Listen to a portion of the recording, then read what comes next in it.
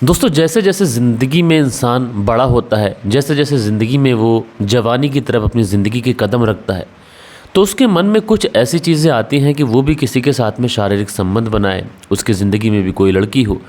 लेकिन आम तौर पर शादी तक पहुँचते पहुँचते इंसान की ज़िंदगियों से ये जो चीज़ें होती हैं, ये ओझल हो जाती हैं।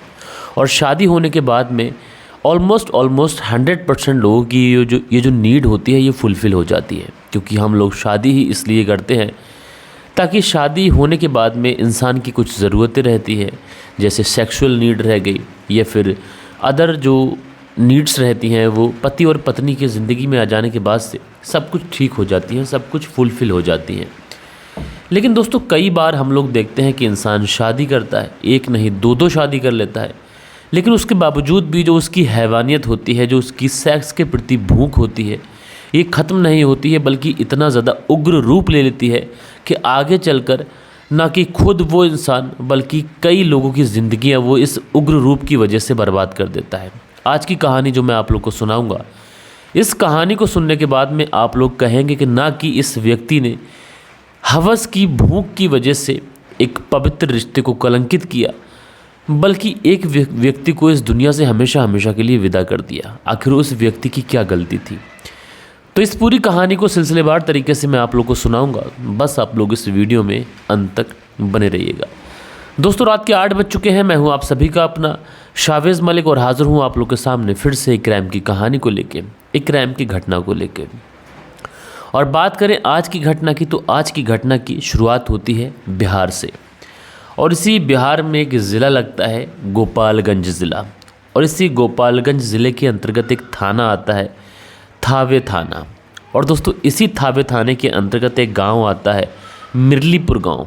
और इसी मिर्लीपुर गांव के अंदर एक व्यक्ति रहते हैं, जिन व्यक्ति का नाम है कासिम मियाँ। जो कासिम मियाँ है, इनकी पहले भी शादी हुई थी और शादी होने के बाद में ये अपनी पहली पत्नी से अलग हो गए थे। और उसके बाद में इनकी जो बेटी थी, जो कि अब जवान हो चुकी थी, वो भी इन्हीं के साथ ही रह रही थी। और उसके बाद में कासिम मियाँ फैसला करते हैं कि ये दूसरी शादी करेंगे। कासिम मियाँ रिश्ता ढूंढते हैं, एक लड़की की तलाश करते हैं। आखिरकार एक लड़की उन्हें मिल जाती है, जिस लड़की का नाम रज़िया होता है। रज़िया इस कासिम मियाँ से शादी करने के लिए तैयार हो जाती है, ये जानते हुए भी कि वो पहले से शादीशुदा है, उसकी एक बेटी भी है। इसके बावजूद भी रज़िया उस कासिम मियाँ के ऊपर भरोसा जताती है और उससे शादी कर लेती है। लेकिन दोस्तों, समय गुजरता रहता है, लेकिन कासिम मियाँ और अपनी बेटी और अपनी पत्नी के साथ में बहुत अच्छी तरीके से रह रहे थे। इस बीच में जो रज़िया होती है, ये भी गर्भवती हो जाती है। जब ये गर्भवती हो जाती हैं तो कासिम मियाँ इनका बहुत ज़्यादा ख्याल रखते हैं। 8 महीने की गर्भवती हो चुकी थी। और उसके बाद में दोस्तों एक तारीख आती है, तारीख आती है जनवरी साल 2020। जनवरी साल 2020 में जो कासिम मियाँ होते हैं, ये सुबह सुबह जब उठते हैं तो देखते क्या है कि इनकी जो पत्नी है, जिसका नाम रज़िया है, वो घर के अंदर मौजूद नहीं है। इसीलिए ये दोनों बाप और बेटी बहुत ज़्यादा परेशान हो जाते हैं। और उसके बाद में सीधा ये लोग पुलिस थाने पहुंचते हैं। और थावे थाने के अंदर जाने के बाद में जो कासिम मियाँ थे, ये अपनी पत्नी रज़िया के ऊपर गंभीर धाराओं में मुकदमा दर्ज कराते हैं। ये कहते हैं जो रज़िया है, उसका चालो चलन ठीक नहीं था और वो कुछ ही और लोगों के साथ में टच में थी। और इसी वजह से उसने उसके घर से सारे गहने चुरा लिए और गहने चुरा कर वो 9-11 हो गई। कासिम मियाँ इससे पहले उसके परिवार वालों से भी बात करते हैं, यानी अपनी ससुराल में भी बात करते हैं। लेकिन ससुराल वालों को ऐसा लग रहा था कि जो कासिम मियाँ है झूठ बोल रहा है, क्योंकि उसकी बेटी अच्छी थी और कई बार उस बेटी ने कासिम मियाँ के बारे में शिकायत की थी। अब शिकायत क्या की थी, ये जो ससुराल वाले होते हैं कासिम मियाँ के, ये भी सीधा पुलिस थाने पहुँच जाते हैं। और पुलिस थाने पहुँचने के बाद में कहते हैं कि साहब, जो कासिम मियाँ ने हमारी बेटी के ऊपर इल्ज़ाम लगाए हैं, ये इल्ज़ाम सरासर गलत है, झूठे हैं, बेबुनियाद हैं। हमारी बेटी ना तो कहीं किसी के साथ में ऐसे रिलेशनशिप में है जो अवैध हो, और ना तो हमारी बेटी कहीं गहने चुरा कर भागी है, बल्कि हमारी बेटी के साथ में अगर कुछ गलत हुआ है तो गलत किया है इस कासिम मियाँ ने। आप इस कासिम मियाँ से पता करो, सख्ती दिखाओ इसके ऊपर, और यही सब कुछ बताएगा सच सच। पुलिस वाले इस मामले को गंभीरता से तो लेते हैं, लेकिन जो लड़की के घर वाले थे, ये पुलिस थाने के अंदर धरना प्रदर्शन शुरू कर देते हैं। मजबूरन पुलिस को कासिम मियाँ और उसकी बेटी को पुलिस थाने बुलाना पड़ता है। और थाने बुलाने के बाद में इन दोनों से पूछताछ करनी पड़ती है। और दोस्तों, जब इन दोनों से पूछताछ की जाती है तो ये दोनों पुलिस को वही बातें बताते हैं जो स्क्रिप्टेड थी, जो इन लोगों ने तैयार की थी और जिस बेसिस पे ये लोग पुलिस थाने के अंदर कंप्लेंट लिखाने आए थे। लेकिन पुलिस वालों को इस पूरी कहानी के अंदर सच्चाई नज़र नहीं आती है। पुलिस वालों को ऐसा लगता है कि कासिम मियाँ और उनकी जो बेटी है शायद पुलिस को गुमराह करने की कोशिश कर रहे हैं और ये पुलिस के सामने झूठ बोल रहे हैं, खोखली बातें कर रहे हैं, जिससे न सिर्फ पुलिस का टाइम बर्बाद हो रहा है बल्कि एक परिवार जो यहाँ पर धरना प्रदर्शन कर रहा है उनकी बेटी के बारे में उन्हें कोई सूचना नहीं मिल पा रही है। लिहाजा पुलिस वाले अब कासिम मियाँ और इनकी बेटी के ऊपर थोड़ा सा सख्ती दिखाते हैं और जब अच्छे तरीके से इनकी मेहमान नवाजी करते हैं तो कहते हैं ना कि हमारी भारतीय पुलिस जब अच्छे से मेहमान नवाजी करती है तो गूंगे भी बोल जाते हैं। और यहाँ पर जब पुलिस इनकी मेहमान नवाजी करती है तो ये जो कासिम मियाँ थे और उनकी जो बेटी थी ये पुलिस के सामने तोते की तरह बोलने लग जाते हैं। और कासिम मियाँ उसके बाद में एक ऐसी कहानी सुनाता है जिसे सुनने के बाद में हर कोई हैरान था, परेशान था। दरअसल कासिम मियाँ बताता है कि उसने अपनी पत्नी की हत्या कर दी। अब पुलिस वाले पूछते हैं कि हत्या कर दी, क्यों कर दी, क्या रीज़न रहा, तो ये आपसी मनमुटाव बताता है। उसके बाद में इससे पूछा जाता है कि आखिरकार तुमने हत्या करने के बाद में शव को कहाँ फेंका, तो ये बताता है कि एक जगह पड़ती है जादवपुर और जादवपुर के पास में एक पुल है जो कि एक नदी बहती है जिस नदी का नाम है गडक नदी। उसी गडक नदी के अंदर हमने शव को फेंक दिया है। अब पुलिस वाले इस कासिम मियाँ और इसकी बेटी को साथ लेते हैं और उस गडक नदी के करीब पहुंचते हैं, इससे पूछते हैं कहाँ पर तुमने शव फेंका था। बहुत ही बारीकी से, बहुत ही मुस्तैदी से छानबीन करने के बाद में, दिन भर की कड़ी मेहनत मशक्क़त के बाद में, गोताखोरों की मदद के बाद में आखिरकार शाम के वक्त जो रज़िया होती है उसका शव बरामद कर लिया जाता है।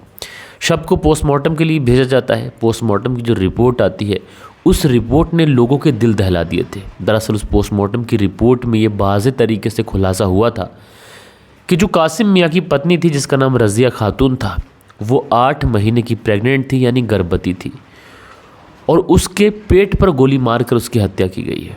यानी एक 8 महीने की बच्चे की हत्या की गई है, एक महिला की हत्या की गई है जो कि ऑलरेडी गर्भवती थी। अब उसके बाद में पुलिस जब इस पूरे मामले में छानबीन करती है क्यों आखिर हत्या की गई, क्यों नहीं की गई, तो इसमें कुछ चौंकाने वाली चीज़ें सामने आती हैं जो कि रज़िया खातून के परिवार वालों ने भी इस तरीके के इल्ज़ाम इस कासिम मियाँ के ऊपर लगाए थे। दरअसल जो मीडिया रिपोर्ट्स हैं उनकी माने तो बताया जाता है कि जो कासिम मियाँ हैं जब उसकी पहले वाली पत्नी से वो अलग हो जाते हैं तो उनकी बेटी उनके साथ में रहने लगी थी। उसके बाद में ये रज़िया से दूसरी शादी करते हैं, रज़िया के साथ में रहना शुरू करते हैं। और उसके बाद में जो कासिम मियाँ की बेटी थी जो धीरे धीरे जवान हो रही थी उसके ऊपर कासिम मियाँ की नज़र फिसलने लग जाती है। जब कासिम मियाँ की नज़र अपनी ही बेटी के ऊपर फिसलने लगती है तो बेटी को भी ये समझने में देर नहीं लगती है कि आखिर उसका अब्बू उससे चाहता क्या है। उसके बाद में उसकी जो बेटी होती है ये कासिम मियाँ के साथ में अवैध रिश्तों में बन जाती है। और उसके बाद जब कभी भी रज़िया सो जाती या फिर रज़िया काम से कहीं बाहर जाती या कभी अपने मायके जाती, जो कासिम मियाँ था और इसकी जो बेटी थी ये एक दूसरे के साथ में शारीरिक संबंध बनाया करते थे। लेकिन कहते हैं ना कि इश्क और मुश्क ये चीज़ें ऐसी होती हैं कि इसे कितना ही ज़्यादा छुपाया जाए, कितना ही ज़्यादा चालाकी से किया जाए, ये चीज़ें लोगों के सामने आती हैं, पता चलता है और उसके बाद जो पूरा खुलासा होता है ये लोगों के सामने एक ब्यौरे के तौर पर आ जाता है। अब जब रज़िया को इस बारे में पता चला कि उसका जो पति कासिम मियाँ है और उसकी जो बेटी है ये दोनों एक दूसरे के साथ में अवैध रिश्तों में हैं, तो रज़िया अब अपने पति के ऊपर नज़र रखने लगी थी। ये कई बार घर से बाहर जाती लेकिन बिन बताए जल्दी ही लौट आती। और इसी जनवरी की महीने की बात है, पहले वीक की कि रज़िया घर पे कह के जाती है कि वो शाम तक लौट के आएगी, किसी काम से जा रही है, लेकिन वो घर पर जल्दी लौट आती है। और जैसे ही वो घर पर जल्दी लौट के आती है तो देखती क्या है कि कमरे के अंदर जो कासिम मियाँ है ये अपनी ही जवान बेटी जो कि सगी बेटी थी इसकी, उसके साथ में आपत्तिजनक हालत में है। जब ये अपनी पति और अपनी बेटी को एक दूसरे के साथ में आपत्तिजनक हालत में देखती है तो ये तुरंत अपने पति कासिम मियाँ के ऊपर चीखने लग जाती है। कासिम मियाँ और उसकी बेटी को ये चीज़ें नागवार गुजरती हैं, वो इसका विरोध करते हैं। तो ये कहती है कि मैं ये सारी बातें लोगों को बताऊंगी। जैसे ही लोगों को बताने की बात रज़िया खातून कहती है तो उसी समय कासिम मियाँ अपने घर से एक अवैध पिस्टल निकालकर रज़िया के पेट में गोली मार देते हैं और उसके बाद में उसके शव को पॉलीथीन में लपेट कर और इसी गडक नदी के अंदर फेंक कर आ जाते हैं। और उसके बाद में इस पूरी हत्या को छुपाने के लिए जो पूरा प्लान इन्होंने बनाया था उसे पूरा एग्जीक्यूट करने के लिए ये एक साजिश रचते हैं और साजिश के तहत ये पुलिस थाने पहुंचते हैं और पुलिस थाने पहुंचने के बाद में रज़िया के ही ऊपर कंप्लेंट लिखाते हैं कि वो उनके घर से सारे गहने चोरी कर कर अपने किसी प्रेमी के साथ फरार हो गई है। लेकिन रज़िया के घर वालों को ये बात बिल्कुल बनावटी लग रही थी, बिल्कुल झूठी लग रही थी, क्योंकि रज़िया 8 महीने की गर्भवती थी। भले ही कोई महिला गलत रास्तों पर चल सकती है, लेकिन 8 महीने की गर्भवती महिला किसी के साथ भाग नहीं सकती।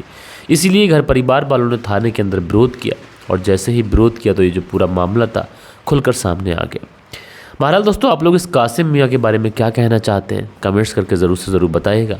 कल के दिन आप लोग के कुछ कमेंट्स हैं, वक्त होता है कि आप लोग के कमेंट्स पढ़ लिए जाए। सो दोस्तों, हमारे वीडियोस में जो कल के दिन कमेंट्स आए थे इसमें सुरेंद्र शर्मा है, लिखते हैं नमस्ते मलिक भाई साहब, नाइस स्टोरी।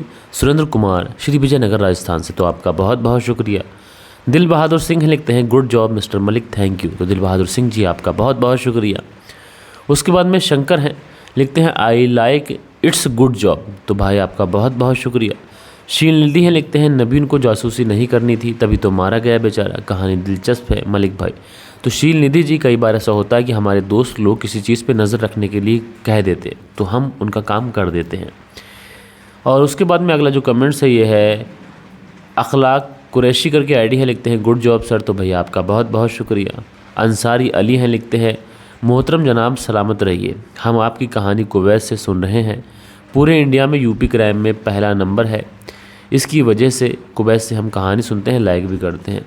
तो अंसारी अली जी आपका बहुत बहुत शुक्रिया कि आपने अपना बेशकीमती कमेंट्स किया। नारायण कुमार हैं, लिखते हैं अजीब लोग हैं, तो भैया आपका शुक्रिया कमेंट्स किया। अरशद अजीम है, लिखते हैं शुक्रिया भाई साहब मेरे भांजे के लिए दुआ करने के लिए, तो भाई आपका बहुत बहुत शुक्रिया। और उस पर एक रिप्लाई भी आया है, लिखते हैं अंसारी अली, लिखते हैं अल्लाह आपके भतीजे को अच्छी सेहत दे और आप चाहें तो कुछ सदका कर सकते हैं, अल्लाह आपको और आपके परिवार को खुश रखे, सलामत रखे कुवैत से। तो अंसारी अली जी आप बहुत अच्छी बात है, आप दूसरों के लिए भी फ़िक्र करते हैं, आपका शुक्रिया।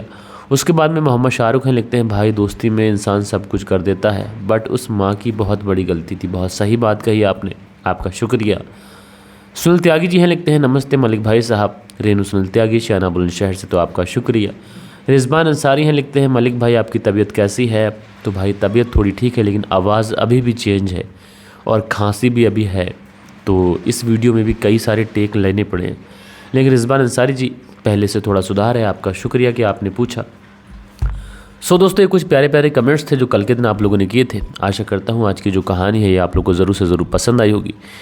लेकिन एक ज़रूरी बात मैं आप सभी लोगों से कहना चाहूँगा, जो हमने चैनल बनाया था डॉक्यूमेंट्री का हिडन ट्रुथ, इस पे ऑलमोस्ट हमने 8 वीडियोस अपलोड किए हैं, लेकिन अभी तक आप लोगों ने उस चैनल को जाकर सपोर्ट नहीं दिखाया है। उस चैनल के ऊपर डेली वीडियोस नहीं आएंगे, कभी 8 दिन में वीडियो आएगा, कभी 7 दिन में, कभी 5 दिन में, यानी कि उसमें वीडियो बनाने में बहुत ज़्यादा समय लगता है। तो आप लोगों से रिक्वेस्ट है कि एक बार जाइए आप लोग हिडन ट्रुथ पर, चैनल को सब्सक्राइब करके रखिए, सपोर्ट दिखाइए, प्यार दिखाइए, लिंक आप लोग को डिस्क्रिप्शन में मिल जाएगा। मिलते हैं नेक्स्ट वीडियो में, जब तक के लिए अपना ख्याल रखें, देश का ख्याल रखें, परिवार के रिश्तों की अहमियत को समझें। जय हिंद, जय भारत।